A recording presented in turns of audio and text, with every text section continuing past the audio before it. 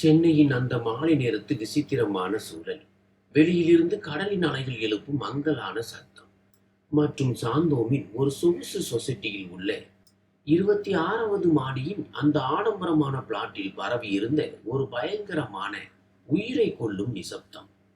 இவன் வெறும் 32 வயதே ஆன அவன் ஒரு கொடூரமான கார் விபத்தில் இறந்து போனான். இன்றுடன் அவன் இறந்து சரியாக 12 நாட்கள் நிறைவடைந்திருந்தன. வீட்டில் 12ஆம் நாள் சடங்குகள் சற்று முன்புதான் முடிவடைந்திருந்தன. உறவினர்கள், நண்பர்கள் மற்றும் சொசைட்டி மக்கள் என அனைவரும் ஆறுதல் கூறிவிட்டு ஒவ்வொருவராக தங்கள் வீடுகளுக்கு திரும்பிக் கொண்டிருந்தனர். ஆனால் கோடிக்கணக்கான மதிப்புள்ள இந்த ஆடம்பரமான பிளாட்டில் இப்போது எஞ்சி இருந்தது அள்ள முடியாத துக்கமும் ஒரு விசித்திரமான சுயநல அரசியல் சூழ்ச்சியின் அறிகுறியும் மட்டும்தான். காலின் ஒரு மூலையில் அந்த விலை உயர்ந்த இத்தாலிய லெதர் சோபாவில் அன்பழகன் சோர்ந்து போய் அமர்ந்திருந்தார். அந்த பகுதியின் கரடு முரடான ஆனால் மிகவும் எளிமையான மனிதர் அவர். எப்போதும் போல உடம்பில் வெள்ளை சட்டை, வெள்ளை பேண்ட். அன்பழகனின் வயது 60ஐ ஒட்டி இருக்கும். ஆனால் இன்று அவர் திடீரென 80 வயது முதியவரை போல தோற்றமளித்தார். மகனின் மறைவு அவரது முதுகெலும்பையே உடைத்து விட்டது. கிராமத்து மண்ணில் எந்த கைகளால் அல்போன்சா மரக்கன்றுகளை நட்டு தன் சொந்த பிள்ளையை போல வளர்த்தாரோ அதே கைகளால் தன் ஒரே இளம் மகனுக்கு கொல்லி வைக்க வேண்டிய நிலை அவருக்கு ஏற்பட்டது. இதைவிட பெரிய துக்கம் ஒரு தகப்பனின் வாழ்க்கையில் என்ன இருக்க முடியும்? அவரது கண்களில் இப்போது கண்ணீர் கூட மிஞ்சவில்லை. அவை முற்றிலும் வறண்டு போயிருந்தன. அவரது பார்வை சூனியமாக இருந்தது. இவனின் புன்னகைக்கும் புகைப்படத்தை பார்த்து அவரது நெஞ்சு உள்ளுக்குள் துடித்துக் கொண்டிருந்தது. என் மகன் என்னை விட்டு போய்விட்டான் என்ற ஒரே ஒரு எண்ணம் மட்டுமே அவரது மனதை அரித்துக் கொண்டிருந்தது. மறுபுறம் காலின் இன்னொரு பக்கத்தில் ரம்யா நின்று கொண்டிருந்தாள். இவனின் மனைவி ரம்யா சென்னையின் ஒரு உயர்தர குடும்பத்தில் வளர்ந்தவள். ஒரு பெரிய இன்டீரியர் டிசைனிங் நிறுவனத்தில் பணிபுரியும் மிகுந்த பேராசையும் ஆடம்பரத்திற்கு முக்கியத்துவம் கொடுக்கும் ஒரு பெண். இன்றும் அவள் வெள்ளை நிற உடைதான் அணிந்திருந்தாள். ஆனால் அதுவும் ஒரு பிரபலமான டிசைனர் போட்டிக்கில் இருந்து வாங்கப்பட்டிருந்தது. முகத்தில் துக்கத்தின் பாவம் இருந்தது. கண்களை அடிக்கடி முந்தானையால் துடைத்துக் கொண்டாள். ஆனால் அது சொசைட்டி மக்களுக்காகவும் அவளது அலுவலக ஊழியர்களுக்காகவும் செய்யப்பட்ட ஒரு மிக சிறந்த நாடகம் மட்டுமே. நண்பர்களே, கதையின் ஆரம்பத்திலேயே ஒரு வயதான தந்தையின் துக்கத்திற்கும் ஒரு மருமகளின் பண ஆசைக்கும் இடையே எவ்வளவு பயங்கரமான வேறுபாடு இருக்கிறது என்பதை நீங்கள் உணர்ந்திருப்பீர்கள். அடுத்து ரம்யா தன் மாமனாருக்கு என்ன செய்கிறாள்? கிராமத்து மனிதராக தோன்றும் அன்பழகன் அவளுக்கு எப்படி என்ன பாடம் புகட்டுகிறார் என்பதை பார்ப்போம். மக்கள் இருந்தவரை ரம்யா விம்மி விம்மி அழுதாள். ஆனால் இப்போது மக்கள் சென்றவுடன் அவள் முகத்தில் இருந்த பாவனைகள் முற்றிலும் மாறிவிட்டன. அவளது பார்வை அடிக்கடி அன்பழகன் பக்கம் திரும்பியது. அந்த பார்வையில் துக்கமோ அல்லது அனுதாபமோ சிறிதும் இல்லை. அங்கே இருந்தது வெறும் வெறுப்பு, கசப்பு மற்றும் ஒரு விதமான அவமானம் மட்டுமே. ரம்யாவின் மனதில் அப்போது வேறு சில கணக்குகள் தொடங்கி இருந்தன. இவனின் இழப்பு அவளுக்கு அதிர்ச்சியை தந்திருந்தது உண்மைதான். ஆனால் இப்போது அந்த அதிர்ச்சியை பணத்தாசை ஆக்கிரமித்துக் கொண்டது. அவளது பார்வை அந்த பிரம்மாண்டமான வீட்டை சுற்றி வந்தது. கடல் பார்த்த திசையில் இருக்கும் அந்த 4 BHK பிளாட், இவனின் வங்கி கணக்கில் இருக்கும் பெரும் தொகை, அவனது மியூச்சுவல் ஃபண்ட் முதலீடுகள் மற்றும் எல்லாவற்றையும் விட முக்கியமாக அலுவலகத்தில் இருந்து கிடைக்கப் போகும் 2 கோடி ரூபாய் ஆயுள் காப்பீட்டு தொகை. அவள் மனதில் எண்ணங்கள் ஓடிக்கொண்டிருந்தன. இவன் போய்விட்டான். நடக்க வேண்டியது நடந்துவிட்டது. யதார்த்தமாக சிந்தித்தால் இப்போது இது எல்லாம் என்னுடையது. இந்த கோடிக்கணக்கான சொத்துகளுக்கு நானே இப்போது ஒரே உரிமையாளர். திடீரென்று அவள் கவனம் மீண்டும் அன்பழகன் பக்கம் திரும்பியது. அவர் அங்கேயே தரையில் அமர்ந்து தனது பையில் இருந்து ஒரு பிளாஸ்டிக் பாட்டிலை எடுத்து தண்ணீர் குடித்துக் கொண்டிருந்தார். ரம்யாவின் புருவங்கள் சுருங்கின. என்ன ஒரு கிராமத்து தனம்! இங்கே இவ்வளவு விலை உயர்ந்த கிறிஸ்டல் கிளாஸ்கள் இருக்கின்றன, ஃபில்டர் தண்ணீர் இருக்கிறது. ஆனால் இவருக்கு அந்த பிளாஸ்டிக் பாட்டில் வேண்டுமா என்று மனதிற்குள் கருவினாள். ஆரம்பத்தில் இருந்தே அவளுக்கு அன்பழகனை கண்டால் ஒருவித அவமான உணர்வு. அவரது எளிமையான வாழ்க்கை முறை, அந்த கிராமத்து மொழியின் உச்சரிப்பு மற்றும் அவர் ஒரு கிராமத்து ஆள் என்பது அவளுக்கு பிடிக்கவே பிடிக்காது. இவன் உயிரோடு இருந்த போதே அவள் அன்பழகனை சென்னையில் அதிக நாள் தங்க அனுமதித்ததில்லை. இப்போது இவனும் இல்லை. இந்த முதியவர் இன்னும் எத்தனை நாட்கள் இங்கே இப்படி தவம் கிடக்கப் போகிறாரோ என்ற எண்ணம் அவளை அமைதியற்றவளாக்கியது.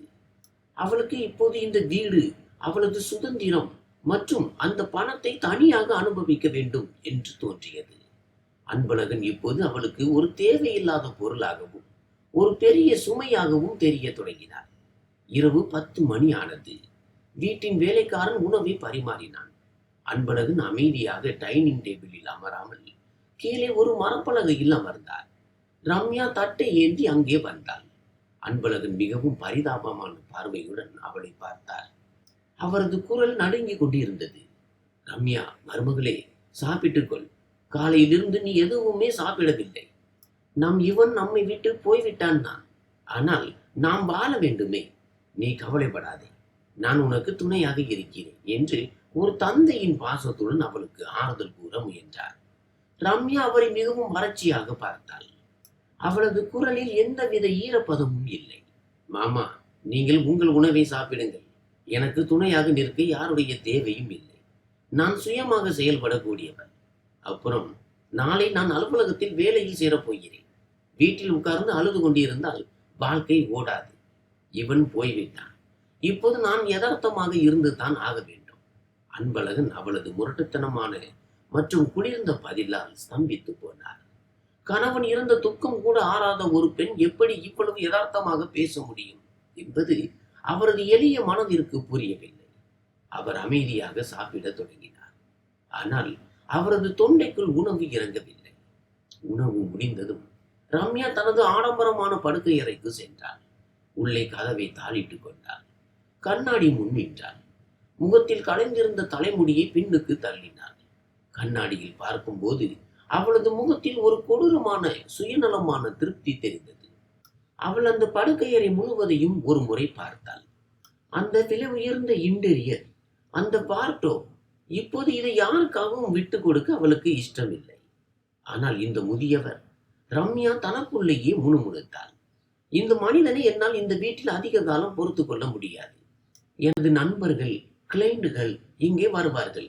இவர் இப்படி வெள்ளை சட்டை அணிந்து கொண்டு வீட்டில் சுற்றி கொண்டு இருந்தால் எனது நிலை என்ன ஆகும்? கௌரவம் மிஞ்சாது. இந்த வீடு என்னுடையது. இவன் எனக்காக வாங்கியது. இந்த வீட்டில் இனி எனது சொல் மட்டுமே செல்லும். அவள் கண்களை மூடிக்கொண்டு ஒரு உறுதியான முடிவை எடுத்தாள். அவள் மனதிற்குள் திட்டம் தயாராகிவிட்டது. நாளைக்கு நான் இவரிடம் நேரடியாக சொல்லிவிடப் போகிறேன். இவன் போய்விட்டான். இனி இங்கே உங்களுக்கு எந்த வேலையும் இல்லை. உங்கள் பையை தூக்கி கொண்டு கிராமத்துக்கே கிளம்புங்கள். ஒருவேளை அவராக போகவில்லை என்றால் நானே இவரை இந்த வீட்டை விட்டு கழுத்தை பிடித்து வெளியே தள்ளுவேன். இவனின் விபத்து நடந்து இப்போது 15 நாட்கள் கடந்து விட்டன. வீட்டில் உறவினர்களின் நடமாட்டமும் வந்து போவோரின் கூட்டமும் இப்போது முற்றிலுமாக நின்று கொண்டிருந்தது. துக்கமும் ஆறுதலும் நிறைந்த அந்த சடங்கு ரீதியான நாட்கள் முடிவுக்கு வந்திருந்தன. அதோடு ரம்யாவின் முகத்தில் இருந்த அந்த பொய்யான துக்கம் முகமொழியும் இப்போது கலன்று விழுந்தது. வீட்டில் இப்போது எஞ்சி இருந்தது 2 பேர் மட்டும்தான். ஒருவன் தன் இரத்தத்தின் இரத்தமான மகனை இழந்து துக்கத்தில் இருந்தும் அமைதியாக இருக்கும் தந்தை. மற்றவள் பணத்தின் மீதும் சொத்தின் மீதும் கொண்ட பேராசையினால் குருடாகி அகங்காரத்தால் வீங்கி இருக்கும் மருமகள். காலை 10 மணி ஆனது. சாந்தோமின் அந்த கடல் பார்த்த பிளாட்டின் பெரிய கண்ணாடி ஜன்னல்கள் வழியாக வந்த சூரிய ஒளி அன்பழகனின் சுருக்கங்கள் நிறைந்த முகத்தில் விழுந்தது. அன்பழகன் வழக்கம் போல அதிகாலையிலேயே எழுந்து குளித்துவிட்டு தனது எளிய வெள்ளை சட்டை அணிந்து பால்கனியில் வைக்கப்பட்டிருந்த துளசி செடியின் அருகில் கண்களை மூடி அமர்ந்திருந்தார். உதடுகள் இறை நாமத்தை உச்சரித்துக் கொண்டிருந்தன.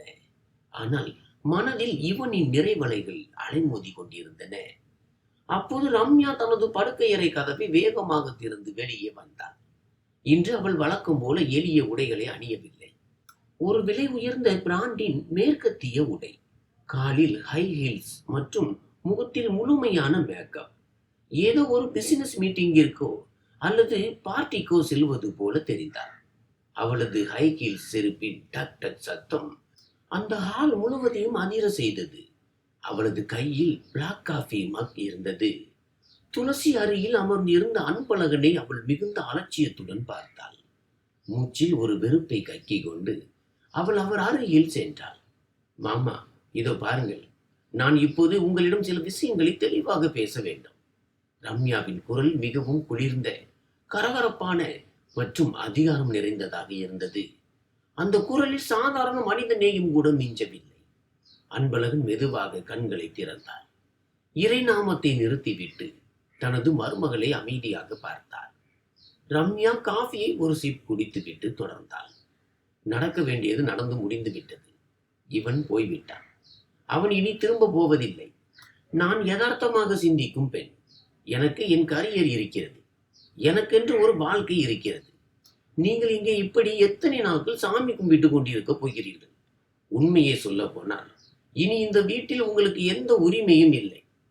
அன்பழகன் இன்னும் அமைதியாகவே இருந்தார். அவரது முகத்தில் எந்த சலனமும் இல்லை. ஆனால் இந்த முதியவருக்கு தான் சொல்வது புரியவில்லை என்று ரம்யா நினைத்தாள். அவள் தனது குரலை இன்னும் உயர்த்தினாள். யோ, நான் சொல்வது உங்களுக்கு கேட்கிறதா இல்லையா? இவன் போய்விட்டான். இனி இந்த வீட்டில் உங்களுக்கு எந்த வேலையும் இல்லை. நீங்கள் இங்கிருந்து உங்கள் ஊருக்கே திரும்பி போய்விடுங்கள். அந்த கிராமத்தில் உங்களுக்கு பழைய தோட்டமும் அந்த இடிஞ்சு போன வீடும் இருக்கிறது அல்லவா? அங்கே போய் இருங்கள். சென்னையோட இந்த ஹை கிளாஸ் சொசைட்டியில் உங்களோட இந்த கிராமத்து வாழ்க்கை முறை எனக்கு செட் ஆகாது. என்னோட கிளைண்ட்ஸ், ஃப்ரெண்ட்ஸ் எல்லாம் இங்கே வருவார்கள். இந்த வீடு இவன் எனக்காக, என்னோட வசதிக்காக வாங்கிறது. இந்த கோடிக்கணக்கான சொத்தில் இப்போது எனக்கு மட்டும்தான் அதிகாரம் இருக்கிறது. ஒருவேளை உங்களுக்கு ஊருக்கு போக இஷ்டம் இல்லை என்றால், நான் சென்னையிலோ இல்லை சென்னைக்கு வெளியவோ ஒரு நல்ல முதியோர் இல்லத்தை பார்த்து அங்கே உங்களை சேர்த்து விடுகிறேன். அதற்கு மாதம் எவ்வளவு செலவானாலும் நான் தருகிறேன். ஆனால் இந்த வீட்டில் இனி நீங்கள் இருக்கக்கூடாது. ரம்யாவின் வார்த்தைகள் ஒரு விஷ அம்பை போல நேரடியாக இதயத்தை தாக்கின. பெற்ற பிள்ளையை இழந்த துக்கம் இன்னும் ஆறாத நிலையில் மருமகள் காட்டிய இந்த நடத்தை எந்த ஒரு சாதாரண மனிதனையும் நிலைகுலைய செய்யும் வார்த்தைகள் அவை. ஆனால் அன்பழகன் சாதாரணமானவர் அல்ல. அந்த கிராமத்து மண்ணில் புயல்களையும் மலைகளையும் எதிர்த்து நின்று பழகிய ஒரு வைரம் பாய்ந்த மனிதர் அவர். ரம்யாவின் இந்த அவமானகரமான பேச்சுக்கு அவர் எந்த எதிர்வினையும் காட்டவில்லை. அவர் அளவும் இல்லை. அவளிடம் எதிர்த்து பேசவும் இல்லை. அவரது முகத்தில் ஒரு பயங்கரமான அமைதி படர்ந்திருந்தது. அது ஒரு மகா புயலுக்கு முன்னால் நிலவும் நிசப்தத்தை போல இருந்தது. அவர் ஒரு நீண்ட பெருமூச்சை மட்டும் விட்டார். துளசி செடியை நோக்கி கை கூப்பினார். பிறகு மிகவும் நிதானமான நடையுடன் தனது அறையை நோக்கி சென்றார். அவரது அந்த அமைதியை கண்டு ரம்யாவின் அகங்காரம் மேலும் மகிழ்ச்சி அடைந்தது. கிழவன் பயந்து விட்டான். அவனால் ஒன்றும் பேச முடியவில்லை. கடைசியில் அவன் ஒரு பட்டி காட்டான் தானே. என்னை போன்ற படித்த புத்திசாலி பெண்ணிடம் அவனால் எப்படி ஈடு கொடுக்க முடியும் என்று வெற்றி களிப்பில் தனக்குள்ளேயே சிரித்துக் கொண்டாள். அறைக்குள் சென்ற அன்பழகன் கட்டிலுக்கு அடியில் இருந்து தனது பழைய கனமான துணிப்பையை வெளியே எடுத்தார். அதில் தனது 2-3 வெள்ளை சட்டைகள் மற்றும் வேட்டிகளை மிகவும் அமைதியாக மடித்து வைத்தார். அவரது ஒவ்வொரு மூட்டும் வலி எடுத்தது. ஆனால் அவரது செயல் உறுதியாக இருந்தது. இங்கே ரம்யா ஹாலில் இருந்தபடியே தனது தோழி ரியாவிற்கு போன் செய்து கொண்டிருந்தார். அவளது குரலில் மகிழ்ச்சி பொங்கி வழிந்தது. ஹாய் ரியா, கடைசியாக அந்த முட்டுக்கட்டை நீங்கிவிட்டது. ஆமாம், அந்த முதியவர் இவனின் அப்பா ஊருக்கே திரும்பி போகிறார். வீட்டை காலி செய்யும்படி நான் அவரிடம் நேரடியாகவே சொல்லிவிட்டேன். இவன் பெயரில் இருக்கும் இந்த கடல் பார்த்த பிளாட் இனி முழுமையாக என் பெயருக்கு மாறிவிடும். அதோடு அவனது அலுவலகத்தின் 2 கோடி ரூபாய் ஆயுள் காப்பீட்டு தொகையும் இருக்கிறது. நான் நாளையே வக்கீலை பார்த்து பேப்பர்களை தயார் செய்ய போகிறேன். இனி இந்த சொத்துக்களுக்கெல்லாம் நானே ஒரே உரிமையாளர். ரம்யா போனில் சத்தமாக சிரித்து தனது வெற்றியை கொண்டாடினாள். அவளது பணத்திமிரும் அகங்காரமும் அந்த வீடு முழுவதும் எதிரொலித்தது. இவனின் அப்பாவை மிகவும் புத்திசாலித்தனமாக வீட்டை விட்டு வெளியேற்றி விட்டோம் என்பதில் அவளுக்கு அசைக்க முடியாத நம்பிக்கை இருந்தது. ஆனால் ரம்யாவின் இந்த அகங்காரமான செயல் உறங்கிக் கொண்டிருந்த ஒரு எரிமலையை தட்டி எழுப்பியது. அறையில் சாமான்களை அடுக்கிக் கொண்டிருந்த அன்பழகன் தனது பையின் ஜிப்பை மூடினார். அன்பழகன் தனது பையை தயார் செய்து வைத்திருந்தாலும் ரம்யா கொடுத்த கெடுவின்படி இன்னும் 2 நாட்கள் மீதம் இருந்தன. இவன் இறந்து இன்னும் 16 நாட்களே ஆகியிருந்தது. வீட்டின் ஒரு மூலையில் இன்னும் அவனது நினைவுகள் பசுமையாக இருந்தன. ஆனால் ரம்யாவுக்கோ அந்த துக்கத்தை பற்றியோ அல்லது வீட்டின் சூழலை பற்றியோ எந்த கவலையும் இல்லை. அவளது தலையில் இப்போது ஒரே ஒரு விஷயம்தான் ஓடிக்கொண்டிருந்தது. அவளது புதிய அந்தஸ்து மற்றும் இந்த கோடிக்கணக்கான மதிப்புள்ள வீடு. அது ஒரு சனிக்கிழமை மாலை. அன்பழகன் தனது அறையில் கண்களை மூடி படுத்து கிடந்தார். திடீரென்று வீட்டில் ஆட்களின் நடமாட்டம் அதிகமானது. வெளியில் இருந்து விலை உயர்ந்த ஹோட்டல் உணவுகள் வரவழைக்கப்பட்டன. வெளிநாட்டு மது பாட்டில்கள், தின்பண்டங்கள் மற்றும் பளபளப்பான பீங்கான் பாத்திரங்கள் டைனிங் டேபிள்களில் அலங்கரிக்கப்பட்டன. ரம்யா இன்று தனது அலுவலக மேலதிகாரியான மிஸ்டர் மாதவன் மற்றும் இன்டீரியர் டிசைனிங் துறையில் உள்ள தனது சில உயர்தர நண்பர்களையும் தோழிகளையும் பார்ட்டிக்காக வீட்டிற்கு அழைத்திருந்தாள். அவளது நோக்கம் மிகவும் தெளிவாக இருந்தது. இவன் போய்விட்டான், ஆனால் நான் அந்த துக்கத்தில் மூழ்கி விடாமல் எவ்வளவு தைரியமாக இருக்கிறேன் என்பதை காட்டுவதுதான் அது. இந்த 2.5 கோடி மதிப்புள்ள கடல் பார்த்த வீடு இப்போது முழுமையாக எனது உடைமையாகிவிட்டது என்பதை அந்த உயர்தர மக்களுக்கு நிரூபித்து காட்ட அவள் துடித்தாள். இரவு 8 மணி அளவில் விருந்தினர்கள் வரத் தொடங்கினர். ஹாலில் மங்கலான விளக்குகள், காதுகளை செவிடாக்கும் ஆங்கில இசை, சிகரெட் புகை மற்றும் ஒயின் கிளாஸ்கள் ஒன்றோடு ஒன்று மோதும் சியர்ஸ் சத்தம், இவை அனைத்தும் அன்பழகனின் காதுகளில் விழுந்து கொண்டிருந்தன. ஒரு தந்தை தனது இளம் மகனை இழந்துள்ளார். அவன் இறந்த 15 நாட்களுக்குள் அதே வீட்டில் மது விருந்து நடக்கிறது என்பதை கேட்கும் போது அன்பழகனின் இதயம் சுக்குநூறாக உடைந்தது. ஆனால் அவர் ஒரு மௌன யோகியை போல தனது அறையில் அமைதியாக அமர்ந்திருந்தார். ரம்யா மிகவும் கவர்ச்சியான மற்றும் விலை உயர்ந்த உடையில் அங்கும் இங்கும் உலாவிக் கொண்டிருந்தார். கையில் ஒயின் கிளாஸை ஏந்தி கொண்டு தனது மேலதிகாரியிடம் பால்கனியில் இருந்து தெரியும் கடல் அழகை காட்டினார். இந்த வீடு எனது கனவு சார். இவன் இதை எனக்காக மட்டுமே வாங்கினான். இப்போது அவன் இல்லை. ஆனால் அவனது கடைசி நினைவாக இந்த வீட்டை நான் ஒருபோதும் விடமாட்டேன். சொல்ல போனால் இந்த வீட்டின் இன்டீரியர் முழுவதையும் எனது விருப்பப்படி மாற்றப் போகிறேன் என்று அவள் மிகுந்த பெருமையுடன் கூறினாள். இரவு 11 மணி ஆனது. அன்பழகனுக்கு தாகம் எடுத்தது. அவரது அறையில் இருந்த சொம்பில் தண்ணீர் தீர்ந்து விட்டது. தொண்டை வறண்டு போனதால் வேறு வழியின்றி தண்ணீர் எடுப்பதற்காக மெதுவாக அறை கதவை திறந்து கால் வழியாக சமையலறைக்கு செல்ல புறப்பட்டார். அவரது அந்த எளிய வெள்ளை சட்டை சுருக்கங்கள் நிறைந்திருந்தாலும் பொலிவு மிகுந்த முகம் மற்றும் காலில் இருந்த பழைய செருப்புகள் அந்த பளபளப்பான நவீன மற்றும் பணத்திமிர் பிடித்த பார்ட்டியில் அவர் ஒரு மாறுபட்ட துருவமாக தெரிந்தார். ரம்யாவின் தோழி ரியாவின் பார்வை திடீரென்று அன்பழகன் மீது விழுந்தது. அவள் ரம்யாவை இடித்து கொண்டு, "ஹே ரம்யா, யார் அந்த முதியவர்?" என்று கேட்டாள். பார்ட்டியில் இருந்த அனைவரின் பார்வையும் திடீரென அன்பழகன் மீது நிலைத்தது. சிலர் அவரது எளிய உடைகளை பார்த்து ஏளனமாக மூக்கை திருப்பினார்கள். ரம்யா திரும்பி பார்த்தாள். அவளது முகத்தின் நிறமே மாறிவிட்டது. அவளுக்கு தனது மாமனாரை கண்டு மிகுந்த அவமானமாக இருந்தது. அவளது மேலதிகாரி மிஸ்டர் மாதவன் மற்றும் இதர மக்கள் கேள்விக்குறியுடன் அவளை பார்த்தனர். ரம்யா ஒயின் கிளாஸை மேஜை மீது சத்தமாக வைத்தாள். கோபத்துடன் அன்பழகனை நோக்கி பாய்ந்தாள். அனைவர் முன்னிலையிலும் அவளது குரல் ஓங்கியது. "என்ன நடந்து கொண்டிருக்கிறது இங்கே? உங்களுக்கு அறிவு இல்லையா? வெளியே விருந்தினர்கள் வந்திருக்கிறார்கள். எதற்கு அடிக்கடி நடுவில் வருகிறீர்கள்?" மேலதிகாரி அங்கே வந்து கேட்டார். "ரம்யா, எதுக்கு இவ்வளவு கோபப்படுகிறாய்? இவர் யார்?" ரம்யா தனது மேலதிகாரியை பார்த்து ஒரு ஏளனமான பொய்யான சிரிப்பை உதிர்த்துவிட்டு சொன்னார். "அட, யாரும் இல்லை சார். இவனோட ஊருக்காரங்க, தூரத்து சொந்தம். இங்கே வீட்டில் ஒரு வேலைக்காரன் மாதிரி தங்கி இருக்கார். கிராமத்து ஆளுங்கள் இல்லையா, எங்கே எப்படி நடக்க வேண்டும் என்று தெரியாது. வீட்டில் ஒரு தேவையில்லாத சுமை, அவ்வளவுதான். 2 நாளில் ஊருக்கு போய் விடுவார். யூ சில். அவரை தொந்தரவாக நினைக்காதீர்கள்." அவள் இத்துடன் நிறுத்தவில்லை. அன்பழகனிற்கு மிக அருகில் சென்று பல்லை கடித்து கொண்டு ஆக்ரோஷமான குரலில் முணுமுணுத்தாள். "தண்ணீர் வேண்டுமென்றால் உள்ளே போய் உட்காருங்கள். வேலைக்காரன் கொண்டு வருவான். இங்கே வந்து என் மானத்தை வாங்காதீர்கள். உங்களை ஊருக்கு போக சொன்னேன் அல்லவா? இப்போதே உள்ளே போங்கள். அனைவரும் முன்னிலையிலும் நடந்த இந்த பயங்கரமான அவமானம் ஒரு தந்தையை அவரது சொந்த மகனின் வீட்டிலேயே வேலைக்காரன் என்றும் சுமை என்றும் சொல்லப்பட்டது. அங்கே இருந்த சிலர் ஏளனமாக சிரித்துக் கொண்டு ஒருவரை ஒருவர் பார்த்து கொண்டனர். பிறகு மீண்டும் தங்களது அரட்டைகளில் மூழ்கினர். அன்பழகனின் கண்களில் இருந்து ஒரு சொட்டு கண்ணீர் கூட வரவில்லை. அவமானம் தாங்காமல் அவரது முகம் கோபத்தால் சிவக்கவும் இல்லை. மாறாக அது பனிக்கட்டியை போல குளிர்ந்து போயிருந்தது. அவர் ரம்யாவை ஒரு ஊடுருவும் பார்வையால் பார்த்தார். அந்த பார்வையில் வெறும் கோபம் இல்லை, மாறாக ஒரு பயங்கரமான முடிவு இருந்தது. ரம்யாவின் ஒட்டுமொத்த அகங்காரத்தையும் சில நொடிகளில் மண்ணோடு மண்ணாக்க போகும் ஒரு தீர்க்கமான முடிவு.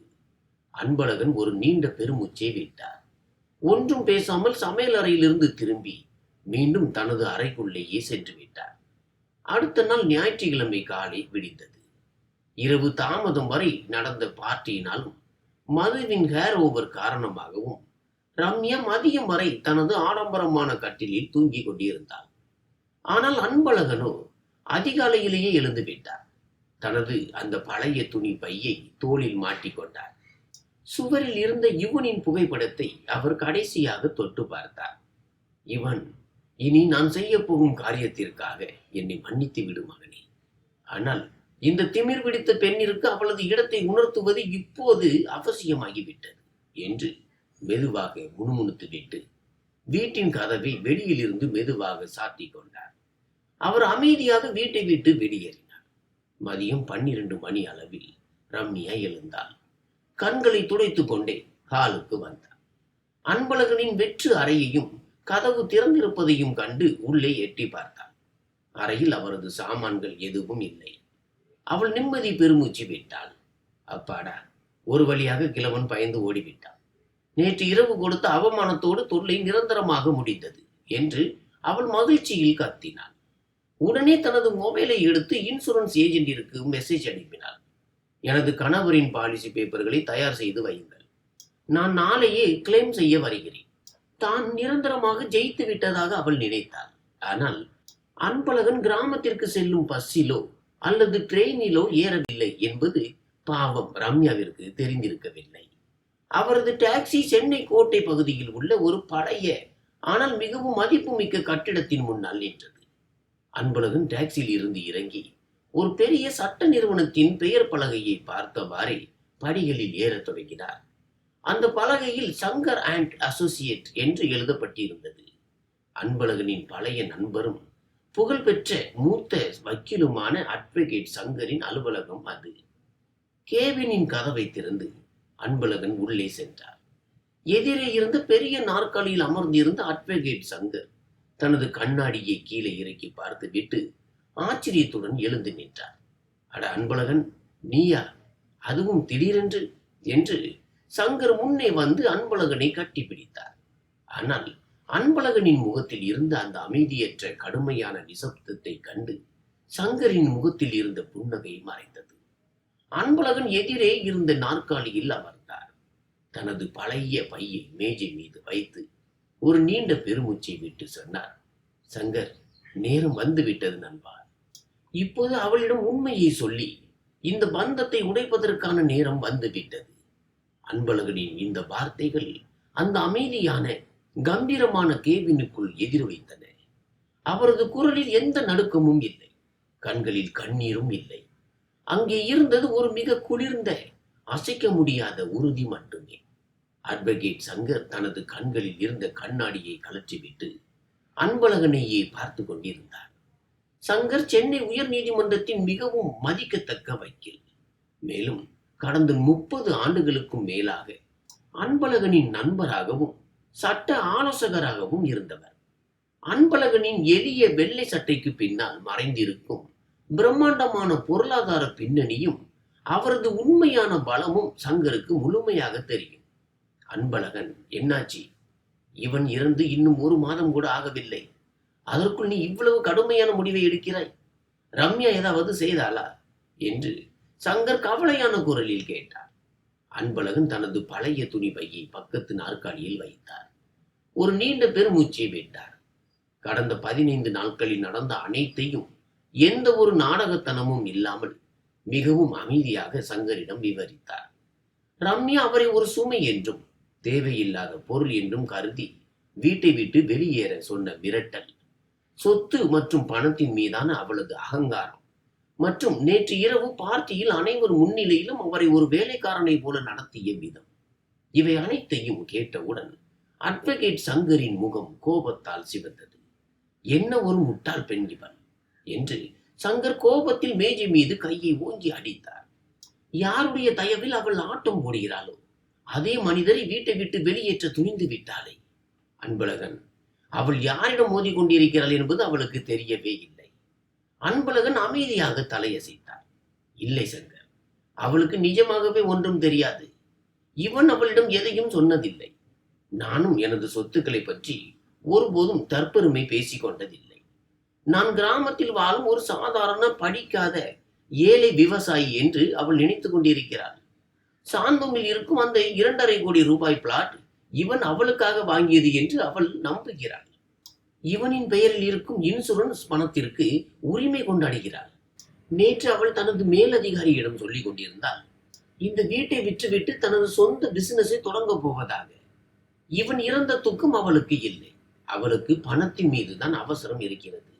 அதனால்தான் இன்று அவளுக்கு அவளது உண்மையான தகுதியையும் எனது உண்மையான நிலவரத்தையும் காட்ட வேண்டியது அவசியமாகிறது. சங்கர் ஒரு தீவிரமான புன்னகையை உதிர்த்தார். அவர் இன்டர்காம் மூலம் தனது செயலாளரை அழைத்தார். மிஸ்ஸஸ் சைனி, நமது லாக்கர் அறையில் இருந்து அன்பு எஸ்டேட் மற்றும் அன்பு ஃபேமிலி ட்ரஸ்ட் தொடர்பான அந்த சிவப்பு நிற ஃபைலை எடுத்து வாருங்கள். அதோடு சொத்து ஆவணங்கள் மற்றும் பேங்க் ஸ்டேட்மெண்ட்டுகளின் அசல் நகல்களையும் கொண்டு வாருங்கள். சில நொடிகளில் ஒரு பெரிய கனமான ஃபைல் சங்கரின் மேஜை மீது வந்தது. சங்கர் அந்த ஃபைலை திறந்தார். அந்த ஃபைலில் இருந்து வெளிவரப்போகும் உண்மைகள் ரம்யாவின் ஒட்டுமொத்த அகங்காரத்தையும் கனப்பொழுதில் தூள் தூளாக்கப் போகின்றன.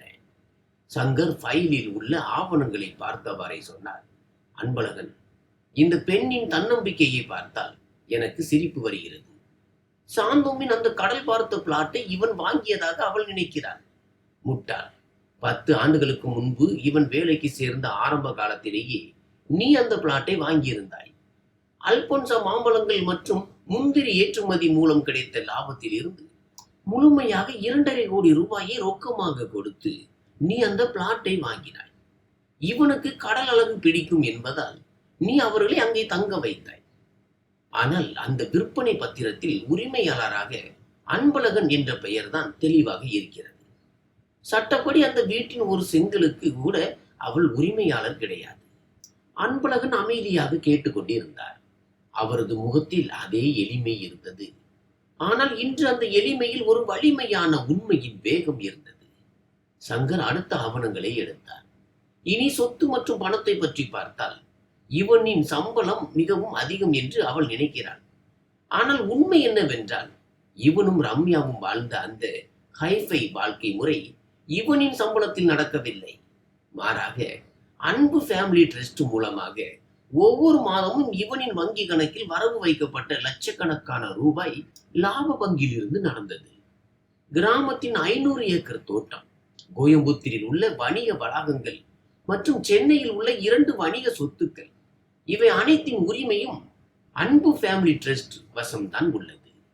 சங்கர் அன்பழகனை பார்த்து மிகுந்த பெருமையுடன் சொன்னார், அன்பழகன், நீ பார்ப்பதற்கு மிகவும் எளிமையாகவே இருந்து விட்டாய். உனது வெள்ளை சட்டையையும் துணி பையையும் நீ ஒருபோதும் கைவிடவில்லை. ஆனால் இந்த ட்ரஸ்டில் இன்று 15 கோடி ரூபாய்க்கும் மேல் ரொக்க நிதியும் எஃப்டிக்களும் உள்ளன. இவன் இந்த ட்ரஸ்டின் ஒரு பயனாளியாக மட்டுமே இருந்தான். ஆனால் இந்த ஒட்டுமொத்த ட்ரஸ்டின் முதன்மையான அறக்காவலர் மற்றும் முழு அதிகாரம் படைத்தவர் நீ மட்டும்தான். உனது கையெழுத்து இல்லாமல் இந்த ட்ரஸ்டில் இருந்து 1 ரூபாய் கூட இங்கிட்டும் அங்கிட்டும் நகர முடியாது. மேஜை மீது வைக்கப்பட்டிருந்த இவனின் பேங்க் ஸ்டேட்மெண்ட்டை அன்பழகன் பார்த்தார். அப்புறம் அவனது இன்சூரன்ஸ், ரம்யா காலையிலேயே இன்சூரன்ஸ் ஏஜென்டிற்கு போன் செய்து கொண்டிருந்தாளே என்று அன்பழகன் கேட்டார். சங்கர் ஒரு காகிதத்தை அன்பழகன் முன்னால் நகர்த்தினார். இது பார், இன்சூரன்ஸ் பேப்பர். இவன் புத்திசாலி. அவன் உன்னிடம் இருந்து பொருளாதார ஒழுக்கத்தை நன்றாக கற்றுக்கொண்டிருந்தான். அவனது அலுவலகத்தில் இருந்து அவனுக்கு 2 கோடி ரூபாய் மதிப்புள்ள டெர்ம் லைஃப் இன்சூரன்ஸ் பாலிசி கிடைத்திருந்தது. ஆனால் இவன் அந்த பாலிசியின் வாரிசாக ரம்யாவின் பெயரை சேர்க்கவே இல்லை. அவன் மிக தெளிவாக அன்பு ஃபேமிலி ட்ரஸ்டை தான் நாமினியாக மாற்றியிருந்தான். ஏனெனில் ரம்யா பண விஷயத்தில் மிகவும் ஊதாரித்தனமானவள் மற்றும் பொறுப்பற்ற குணம் கொண்டவள் என்பது அவனுக்கு தெரிந்திருந்தது. சட்டப்படி இன்சூரன்ஸ் நிறுவனம் அந்த 2 கோடி ரூபாயை நேரடியாக ட்ரஸ்டின் கணக்கில் தான் வரவு வைக்கும். ரம்யாவிற்கு இதிலிருந்து ஒரு நயா பைசா கூட கிடைக்காது. அனைத்து சட்டபூர்வ மற்றும் வலிமையான உண்மைகளும் இப்போது மேஜை மீது விரிந்திருந்தன. அன்பழகனின் பலம் அவரது தோற்றத்தில் இல்லை, மாறாக அவரது தொலைநோக்கு பார்வையிலும் அவர் உருவாக்கிய இந்த வலுவான பொருளாதார சாம்ராஜ்யத்திலும் இருந்தது. ரம்யா எந்த சொத்தையும் பணத்தையும் பார்த்து கர்வப்பட்டாலும் அந்த சொத்து உண்மையில் அவள் பெயரில் ஒருபோதும் இருந்ததில்லை. அவள் ஒரு பிரம்மாண்ட மாளிகையில் வாழ்ந்து கொண்டிருந்தாள். ஆனால் அதன் அடித்தளம் வேறொருவரின், அதாவது அன்பழகனின் வியர்வையில் உதித்தது. எல்லா பேப்பர்களையும் தயார் செய் சங்கர். அன்பழகன் நாற்காலில் இருந்து எழுந்து உறுதியான குரலில் சொன்னார். நான் அவளை மன்னித்திருப்பேன். பணமும் சொத்தும் எனக்கு என் மகனை விட பெரியதாக இருந்ததே இல்லை. ஆனால் அவள் பணத்திற்காக ஒரு தந்தையை அவமானப்படுத்தினாள். அவள் எனது எளிமையை ஏளனம் செய்தாள். எனது கிராமத்து தனத்தை கேலி செய்தாள். அவளுக்கு பணத்திமிர் வந்துவிட்டது அல்லவா? அப்படியானால் இப்போது அவளுக்கு அதே பணத்தின் உண்மையான இடத்தை நாம் காட்ட வேண்டும். சங்கர் உடனடியாக வீட்டின் அசல் ஆவணங்கள், ட்ரஸ்ட் பத்திரங்கள், இன்சூரன்ஸ் பேப்பர்கள் மற்றும் எல்லாவற்றையும் விட முக்கியமாக ரம்யா அந்த பிளாட்டை 24 மணி நேரத்திற்குள் காலி செய்ய வேண்டும் என்ற சட்டப்பூர்வ நோட்டீஸை தயார் செய்தார். சங்கர் தனது விலை உயர்ந்த லெதர் பிரீப் கேஸில் அந்த ஆவணங்கள் அனைத்தையும் மிகவும் நேர்த்தியாக அடுக்கினார். தனது கருப்பு கோட்டை அணிந்து கொண்டார்.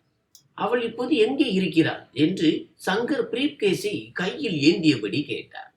அவளது அலுவலகத்தில் தனது மேலதிகாரிக்கு அந்த வீட்டை விற்கும் கனவை காட்டிக் கொண்டிருப்பாள் என்றார் அன்பழகன் அமைதியாக. அப்படியானால் புறப்படுவோம். இன்று அந்த அலுவலகத்தில் ஒரு பெரிய வெடி விபத்து நிகழப் போகிறது என்றார் சங்கர். அன்பழகன் தனது அதே பழைய எளிய துணிப்பையை தோளில் மாட்டிக்கொண்டார். அட்வொகேட் சங்கர் தனது கையில் உண்மையின் பலம் கொண்ட லெதர் பிரீப் கேஸை ஏந்தியபடி கேபினுக்கு வெளியே வந்தனர். வெளியே டாக்ஸி தயாராக இருந்தது. டாக்ஸி நேராக ரம்யாவின் அலுவலகத்தை நோக்கி விரைந்தது. புயலுக்கு முன்னால் இருந்த அமைதி இப்போது முடிவுக்கு வந்திருந்தது. இனி எஞ்சியிருப்பது ஒரே ஒரு விஷயம்தான், ரம்யாவின் அகங்காரத்தின் பேரழிவு. தெற்கு சென்னையின் பரபரப்பான மற்றும் மிகவும் ஆடம்பரமான வணிக வளாகத்தின் 4வது மாடியில் மாதவன் இண்டஸ்ட்ரீஸ் நிறுவனத்தின் குளிரூட்டப்பட்ட சொகுசு அலுவலகம் அமைந்திருந்தது. கண்ணாடி கதவுகள், பளபளப்பான தரை மற்றும் விலை உயர்ந்த மரசாமான்களால் அலங்கரிக்கப்பட்ட அந்த அலுவலகத்தில் இன்று ரம்யாவின் தோரணையே தனித்துவமாக இருந்தது. அவளது நடையில் ஒரு விதமான திமிர் இருந்தது. பேச்சில் பணத்தின் கர்வம் அப்பட்டமாக தெரிந்தது. நேற்று இரவு அந்த கிராமத்து மாமனாரை நிரந்தரமாக வீட்டை விட்டு வெளியேற்றி விட்டோம் என்ற எண்ணத்தில் தன்னை ஏதோ போரில் வென்ற ராணியை போல அவள் கருதி கொண்டிருந்தாள். காலை 11 மணி ஆனது. ரம்யா தனது கேபினுக்கு வெளியே கையில் விலை உயர்ந்த காஃபி மக்கை ஏந்தியபடி தனது சக ஊழியர்களான ரியா, நேகா மற்றும் நிறுவனத்தின் மேலதிகாரி மிஸ்டர் மாதவன் ஆகியோருடன் அரட்டை அடித்துக் கொண்டிருந்தாள். அனைவரது கவனமும் அவள் மீதே இருந்தது. ஏனெனில் அவள் மிகுந்த கர்வத்துடன் தனது எதிர்கால திட்டங்களை பற்றி பேசிக் கொண்டிருந்தாள். சார், சாந்தோமின் அந்த கடல் பார்த்த பிளாட்டை நான் விரைவில் விற்கப் போகிறேன். ரம்யா காஃபியை ஒரு சிப் குடித்துவிட்டு மிகுந்த தன்னம்பிக்கையுடன் சொன்னாள். 2.5 முதல் 3 கோடி ரூபாய் வரை தாராளமாக கிடைக்கும். இவன் எனக்காகவே அதை வாங்கினான். உண்மையை சொல்ல போனால் சார், அந்த பணத்தை வைத்து நான் சொந்தமாக ஒரு இண்டிபெண்டன்ட் இன்டீரியர் டிசைனிங் ஃபார்ம் ஆரம்பிக்க போகிறேன். I think it's time to move on and think practically. அவளது தோழிகள் அவளை புகழ்ந்து தள்ளினர். Wow Ramya, that's a great idea. ஆமாம், அந்த முதியவர் என்ன ஆனார்? நேற்று பார்ட்டியில் வந்திருந்தாரே என்று ரியா ஏளனமாக தூண்டிவிட்டு கேட்டார். ரம்யா ஒரு கேலியான புன்னகையை உதிர்த்து விட்டு சொன்னாள்.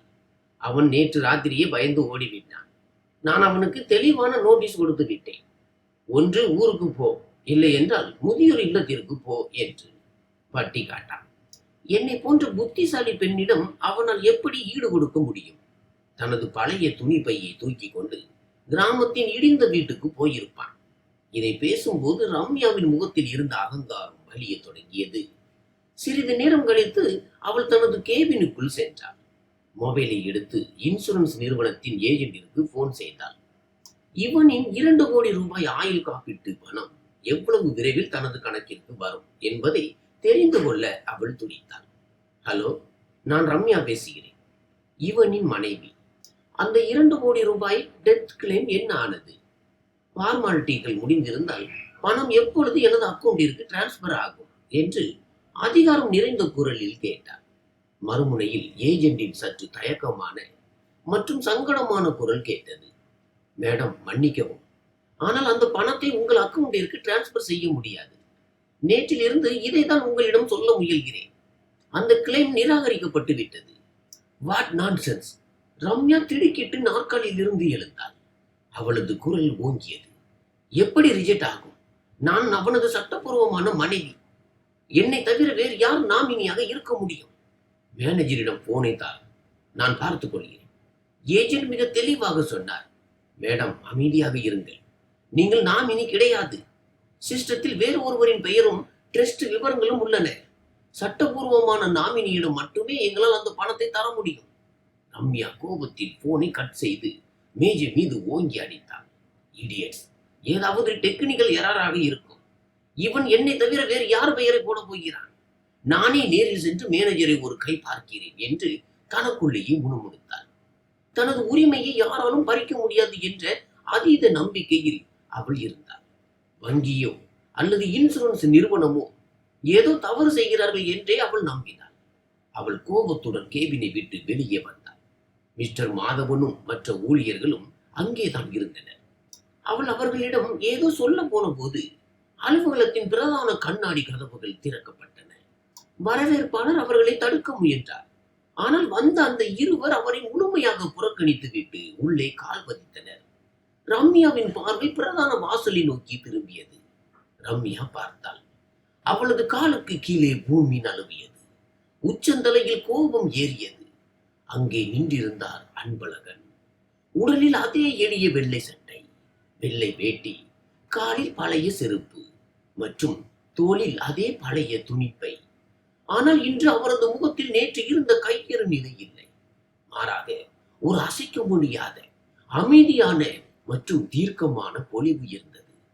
அவருக்கு அருகில் கருப்பு கோட், வெள்ளை சட்டை அணிந்து கையில் ஒரு விலை உயர்ந்த லெதர் பிரீஃப்கேஸை ஏந்தியபடி அட்வொகேட் சங்கர் மிகுந்த கம்பீரத்துடனும் தொழில்முறை தோரணையுடனும் நின்றிருந்தார்.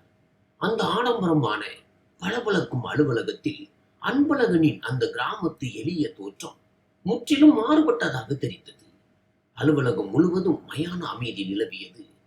அனைவரின் பார்வையும் அவர்களது பக்கம் திரும்பியது. ரம்யாவின் முகம் கோபத்தால் சிவந்து தகித்தது. இந்த கிழவன் இங்க என்ன செய்கிறான்? நேற்று தானே இவனை துரத்தி விட்டேன் என்று மனதிற்குள் கருவினாள். அவள் பற்களை கடித்துக் கொண்டு வேகமான எட்டுக்களை எடுத்து அவர்களை நோக்கி சென்றாள். எஸ்கியூஸ் மீ, நீங்கள் எப்படி இங்கே வந்தீர்கள்? ரம்யாவின் குரல் அலுவலகம் முழுவதும் எதிரொலித்தது. எனது அலுவலகத்தில் கால் வைக்க உங்களுக்கு எவ்வளவு தைரியம்? நேற்றே உங்களிடம் சொன்னேன் அல்லவா, அமைதியாக ஊருக்கு போய் விடுங்கள் என்று. இப்போது பணத்திற்காக ஒரு பிச்சைக்காரனை போல என் பின்னால் இவ்வளவு தூரம் வந்துவிட்டீர்களா? அவளது வார்த்தைகள் மிகவும் கரகரப்பாகவும் விஷம் நிறைந்ததாகவும் இருந்தன. அலுவலக ஊழியர்களும் நிறுவனத்தின் மேலதிகாரி மிஸ்டர் மாதவனும் இந்த நாடகத்தை பார்ப்பதற்காக அங்கே கூடினர். ரம்யா, என்ன விஷயம்? இவர்கள் யார்?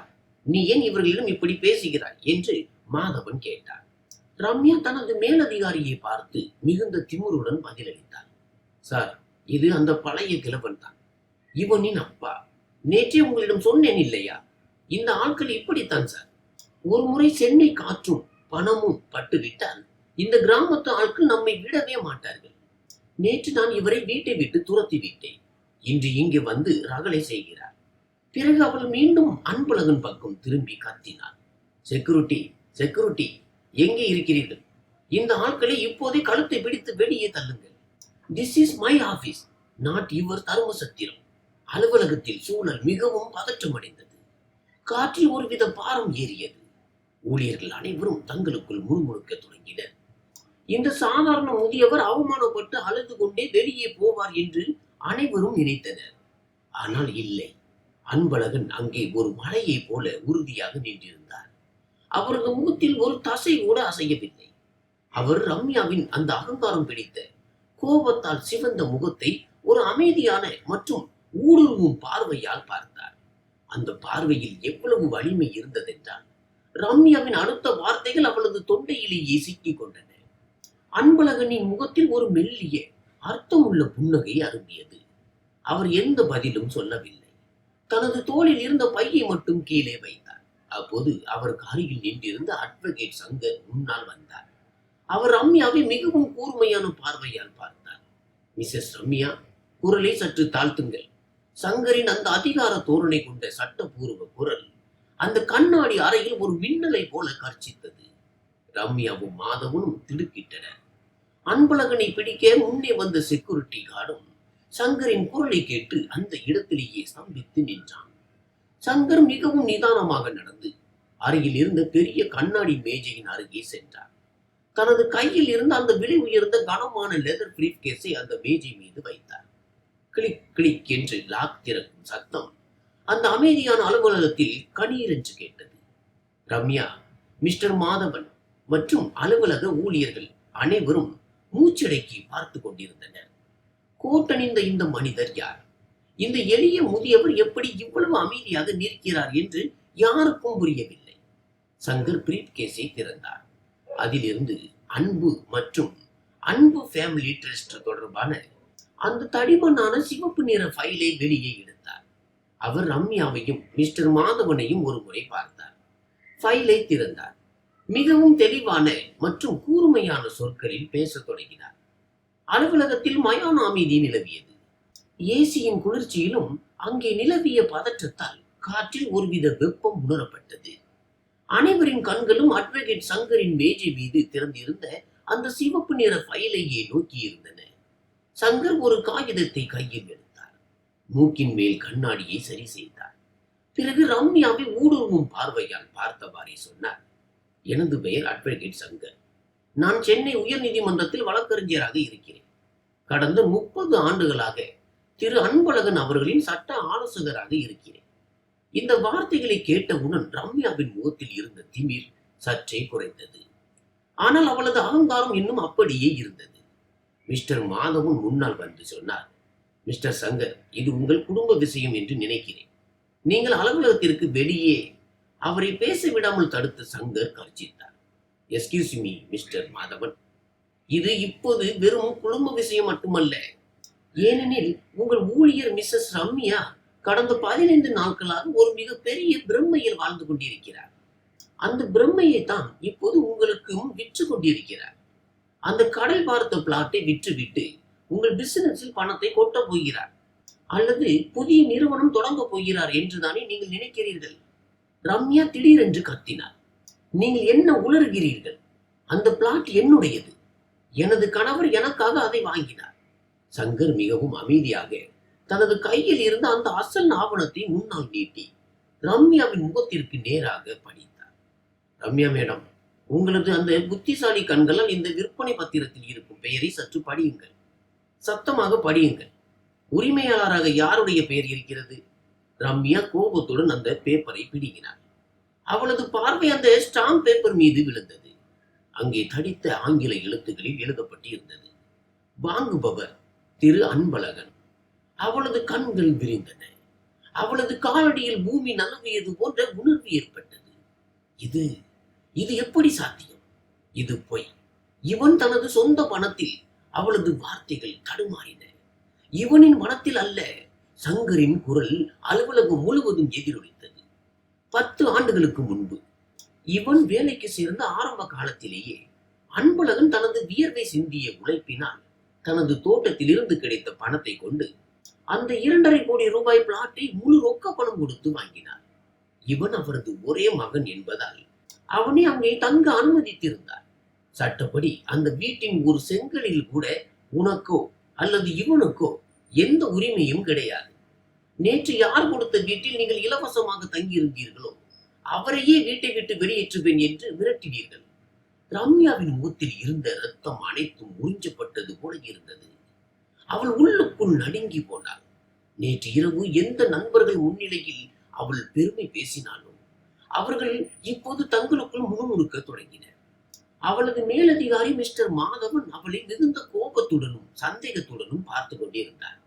ஆனால் ரம்யாவின் பண பேராசை எவ்வளவு பெரியது என்றால் அவள் இன்னும் தோல்வியை ஒப்புக்கொள்ள தயாராக இல்லை. அவள் தன்னை சமாளித்துக் கொள்ள முயன்று முகத்தில் வடித்த வியர்வையை துடைத்தவாறே சொன்னாள், சரி, பிளாட் மாமாவுடையதாகவே இருக்கட்டும்.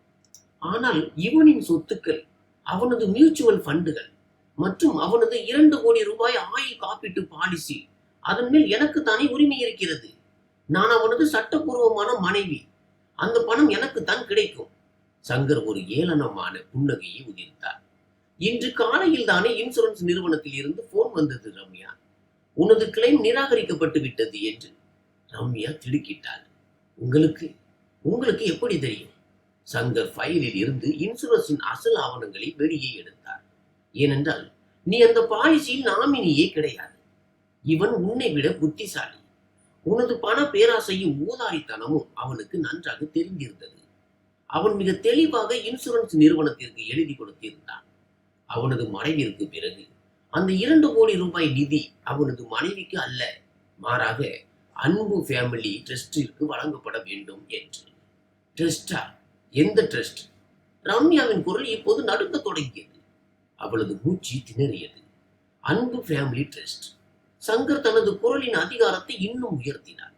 எந்த ட்ரஸ்டிற்கு கிராமத்தில் 500 ஏக்கர் தோட்டம் இருக்கிறதோ, கோயம்புத்தூரில் 2 வணிக வளாகங்கள் இருக்கின்றனவோ, மற்றும் எந்த ட்ரஸ்டில் இன்று 15 கோடி ரூபாய்க்கு மேல் பிக்சட் டெபாசிட் மற்றும் ஷேர்களில் உள்ளதோ அந்த ட்ரஸ்ட். மேலும் உனக்கு தெரியுமா, இந்த ஒட்டுமொத்த ட்ரஸ்டின் முழு அதிகாரமும் கொண்ட முதன்மையான அறக்காவலர் யார் என்று? சங்கர் தனக்கு அருகில் நின்றிருந்த அன்பழகனை நோக்கி கையை அசைத்தார்.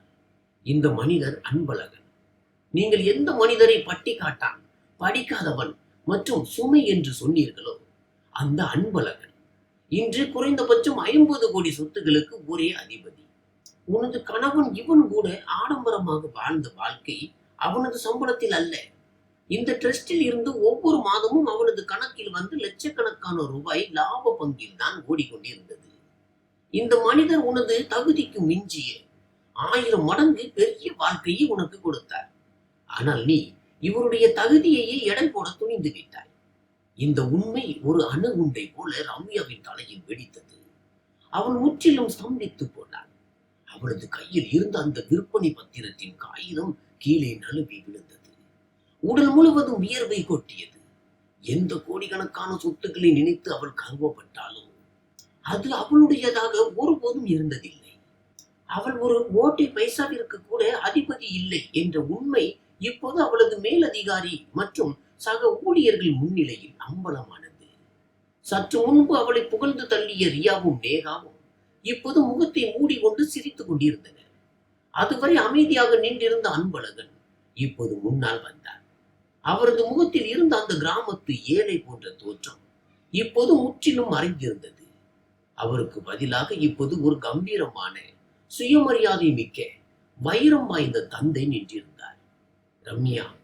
அன்பழகனின் குரல் மிகவும் கம்பீரமாகவும் கணீரென்றும் இருந்தது. அந்த குரலை கேட்டவுடன் ரம்யாவின் உடலில் நடுக்கம் ஏற்பட்டது. நேற்று இரவு நீ என்னை என் சொந்த வீட்டிலேயே ஒரு வேலைக்காரன் என்று சொல்லி அவமானப்படுத்தினாய் அல்லவா? அன்பழகன் அவளது கண்களை நேருக்கு நேர் பார்த்து பேசத் தொடங்கினார். இந்த கிழவன் ஏமாளி, இவனுக்கு ஒன்றும் தெரியாது என்று நீ நினைத்தாய். ஒரு மனிதனின் மதிப்பை அவன் அணியும் ஆடைகளை வைத்தும் அவன் ஆங்கிலம் பேசுகிறானா இல்லையா என்பதை வைத்தும் நீ முடிவு செய்கிறாய். ஆனால் மருமகளே, எனது இந்த எளிய வெள்ளை சட்டை உனது அந்த லட்ச ரூபாய் ஆடைகளை விட மிகவும் தூய்மையானது மற்றும் நேர்மையானது. ரம்யாவின் தலை இப்போது குனிந்தது. அன்பழகனின் கண்களை நிமிர்ந்து பார்க்கும் துணிச்சல் அவளுக்கு இல்லை. என் இவன் போய்விட்டான். அன்பழகனின் குரலில் ஒரு கணம் தழுதழுத்தது. ஆனால் உடனே அவர் தன்னை சமாளித்துக் கொண்டு குரலை மீண்டும் உயர்த்தினார். இவன் போய்விட்டான். அவனுடைய இழப்பு உனக்கு ஒரு நாள் கூட துக்கத்தை தரவில்லை. உனக்கு அவசரமாக இருந்தது அவனது பணமும் இந்த வீடும் தான். இவனின் சிதை விறகுகள் கூட இன்னும் குளிர்ந்திருக்காது. அதற்குள் நீ என்னை என் சொந்த வீட்டிலிருந்தே துரத்த பார்த்தாய். முதியோர் இல்லத்தில் தள்ளுவேன் என்று மிரட்டினாய். அன்பழகன் தனது பாக்கெட்டில் இருந்து ஒரு காகிதத்தை எடுத்து நேராக ரம்யாவின் முகத்திற்கு நேரே வீசினார். அந்த காகிதம் தரையில் விழுந்தது. இது சட்டபூர்வமான நோட்டீஸ். அன்பழகன் அனைவர் முன்னிலையிலும் கடுகெடுத்தார். என் வீட்டில் உன்னை ஒரு நொடி கூட வைத்திருக்க எனக்கு இஷ்டமில்லை. நாளை மாலைக்குள் எனது பிளாட்டை காலி செய்துவிடு. உனது சாமான்களை எடுத்துக்கொண்டு இங்கிருந்து கிளம்பு. பணத்தின் மீது அதிகமாக இருந்தது அல்லவா உனக்கு? பணத்தின் மீது அகங்காரம் இருந்தது அல்லவா? இப்போது பார், அதே பணம்தான் இன்று உனக்கு உனது உண்மையான தகுதியையும் உனது இடத்தையும் காட்டிக் கொண்டிருக்கிறது. உனது அந்த பொய்யான முகமூடி இன்று அனைவர் முன்னிலையிலும் கிழிந்து தொங்குகிறது. ரம்யா இப்போது முற்றிலும் நிலை குலைந்து போனாள். அவளது கை கால்கள் நடுங்கின. அவளது மேலதிகாரி மிஸ்டர் மாதவன் கடுமையான கோபத்தில் இருந்தார்.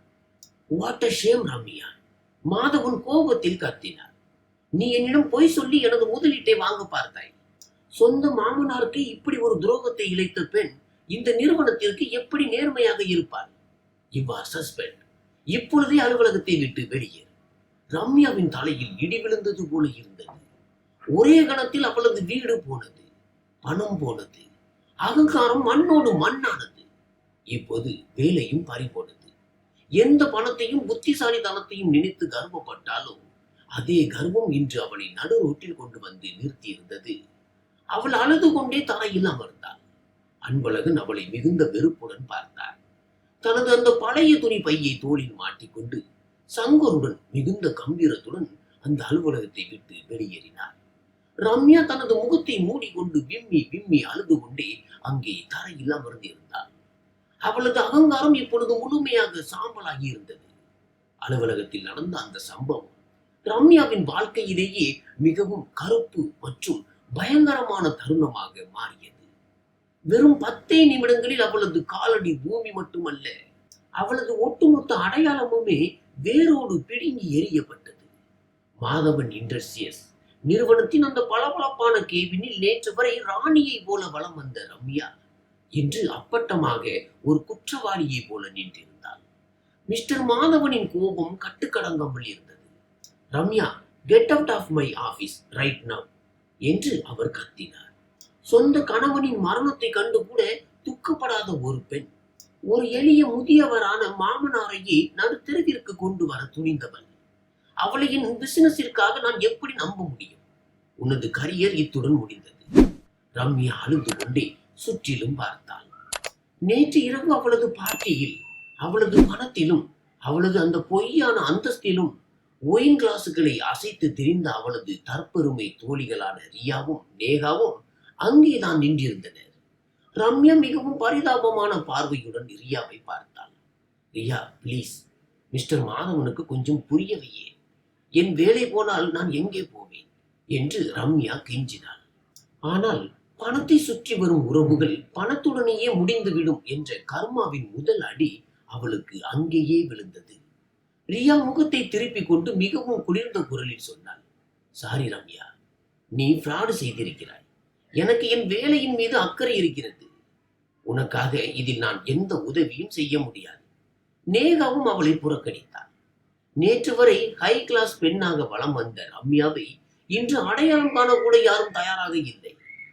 செக்யூரிட்டி கார்டு அவளது பையையும் மொபைலையும் கொடுத்து அலுவலகத்தின் பிரதான வாயிலுக்கு வெளியே தள்ளினான். ரம்யா லிப்ட் அறையில் தனியாக நின்றிருந்தாள். அவளது கையில் அன்பழகன் வீசி எறிந்த அந்த 24 மணி நேர காலி செய்யும் நோட்டீஸ் இருந்தது. அந்த நோட்டீஸ் காகிதம் அவளது நடுங்கும் கைகளில் சலசலத்தது.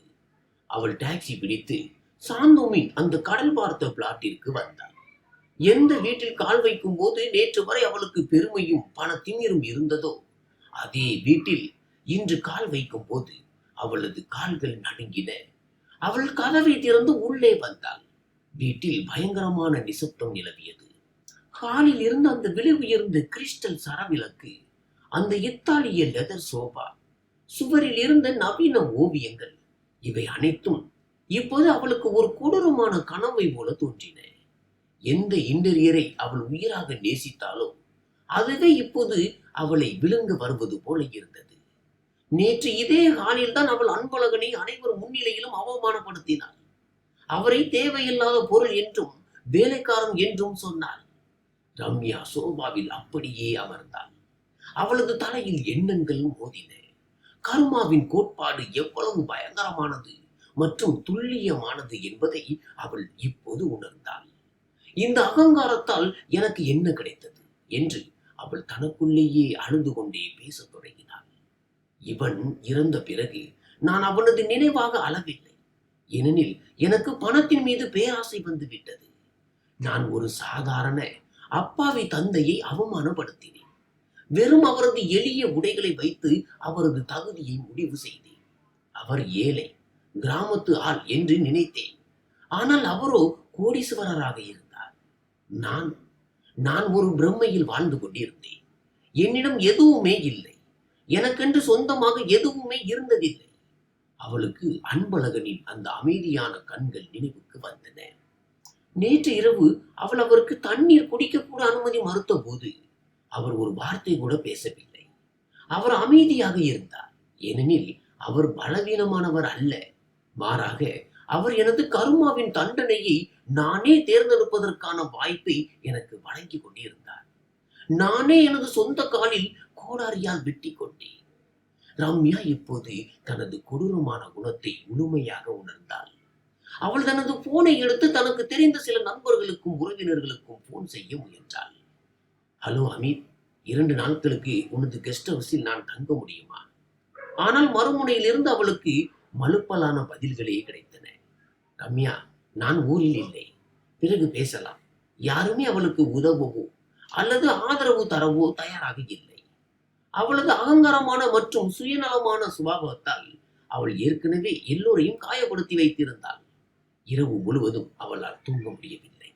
அவளது கைகளாலேயே அவளது துணிமணிகளை பைகளில் அடைத்தாள். அவளது உழைப்பில் வாங்கிய உடைகள், நகைகள் என அனைத்தையும் பேக் செய்தாள். 24 மணி நேர கேடு முடிவடைய போய்கொண்டிருந்தது.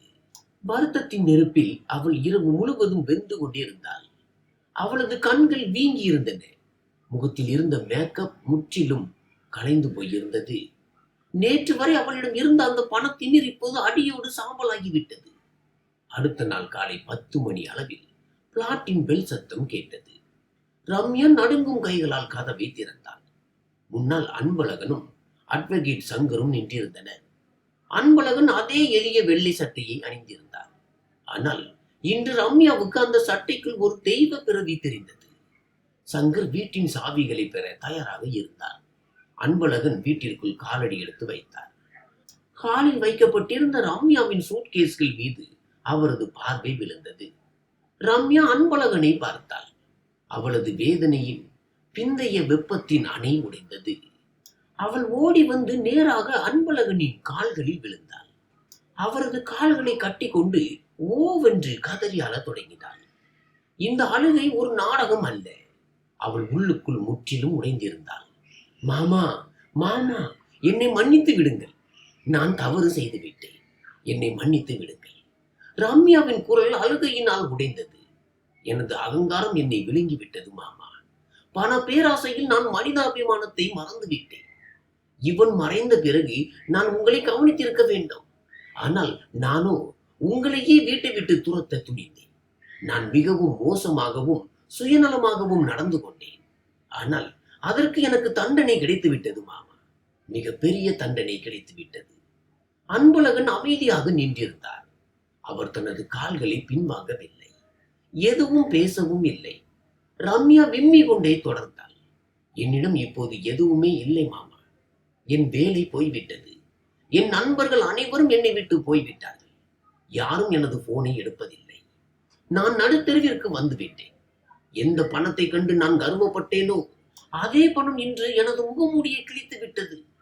மாமா, நான் உங்களை மிகவும் அவமானப்படுத்தி விட்டேன்.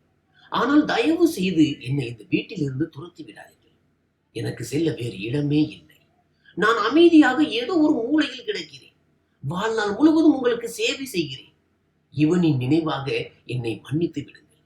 மாமா, தயவு செய்து என்னை மன்னித்து விடுங்கள். அவளது அந்த அழுகையும் அவள நிலையும் கண்டு சங்கரின் மனமே ஒரு கணம் கலங்கியது.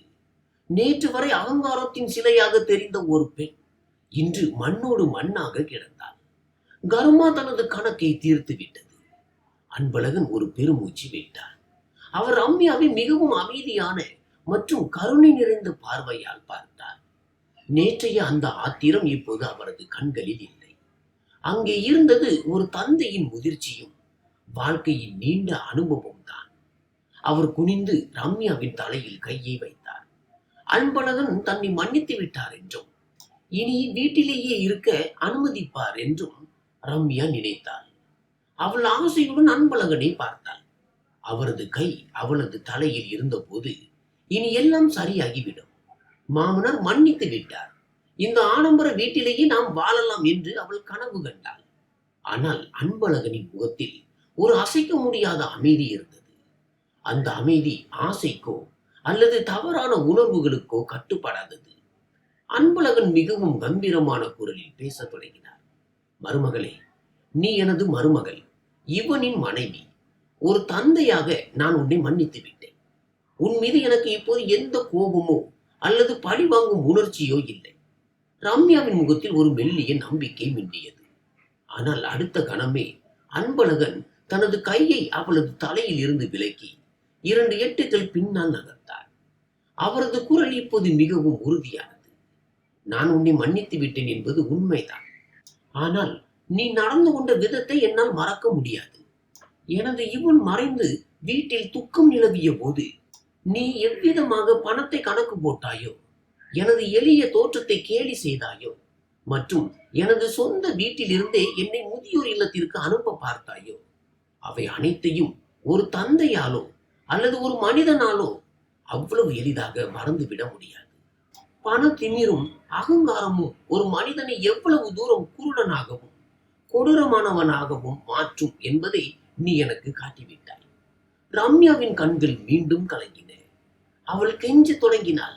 மாமா, ஆனால் நான் இப்போது எங்கே போவேன்? என்னிடம் எதுவுமே இல்லையே.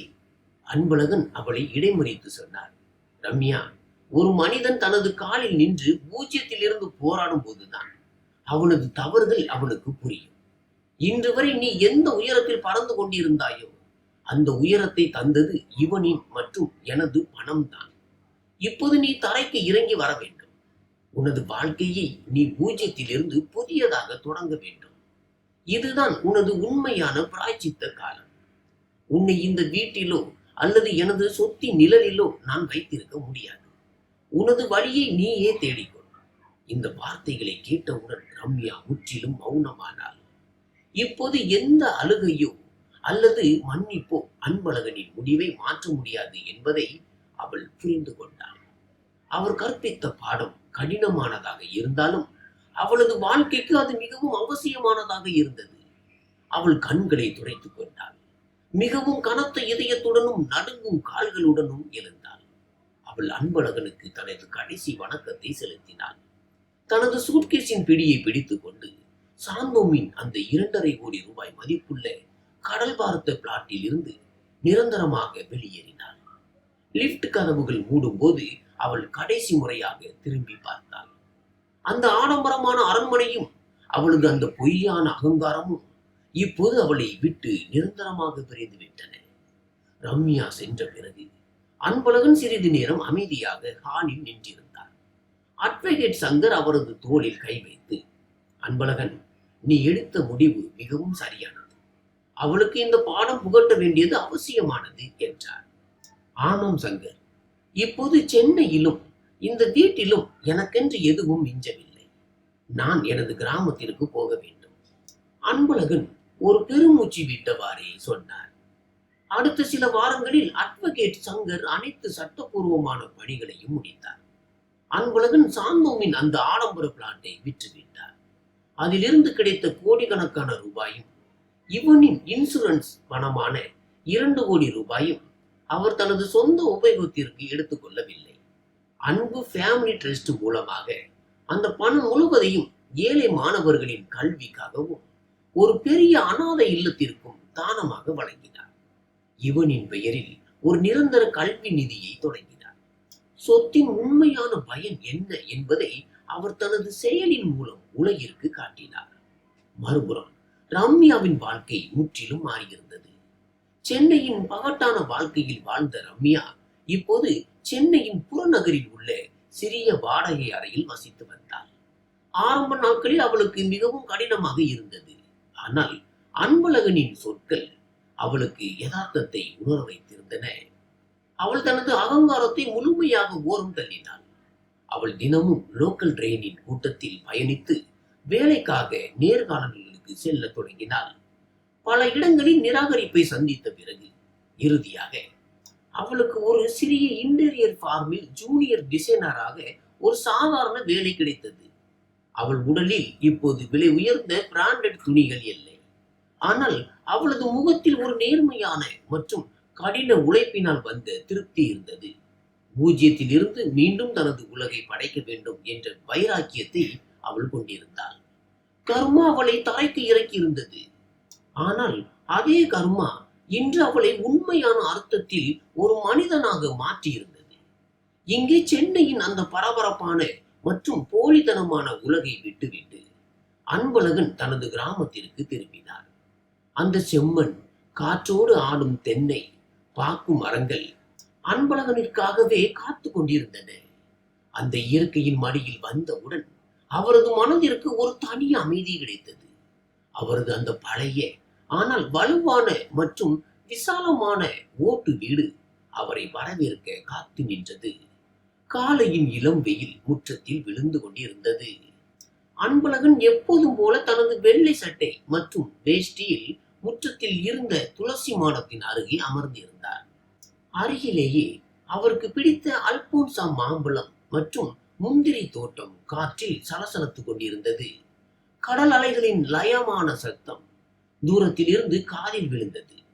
அவரது முகத்தில் இவனை இழந்த துக்கம் நிச்சயமாக இருந்தது. ஆனால் அந்த துக்கத்தில் இப்போது ஒரு பக்குவம் வந்திருந்தது. அவர் ஒரு தந்தையாக தனது கடமையை சரியாக செய்திருந்தார்.